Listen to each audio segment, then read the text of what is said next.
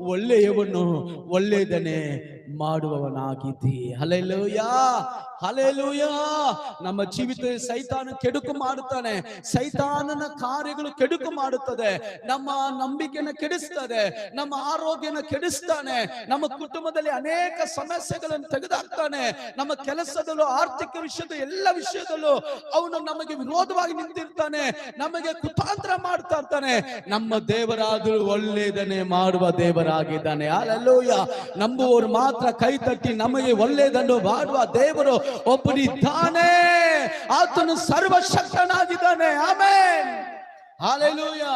ಯೋಸೇಫನನ್ನು ಕೇಳುವುದಾದ್ರೆ, ಏನಯ್ಯ ಎಂತ ಸಮಾಚಾರನ ಕೇಳಿದ್ರೆ, ಆದಿಕಾಂಡ 50:20 ಆತನ ಹೇಳ್ತಾ ಇದ್ದಾನೆ, ಅಪ್ಪ ನೀವೆಲ್ಲ ನನಗೆ ಕೇಡು ಬಹಿರ್ಬೇಕು ಅನ್ಕೊಂಡ್ರಿ, ನೀವೆಲ್ಲರೂ ನನಗೆ ಕೇಡು ಮಾಡಬೇಕು ಅಂತ ಎದ್ದು ಬಂದ್ರಿ, ಆದ್ರೆ ನನ್ನ ದೇವರು ನನಗೆ ಮೇಲನೆ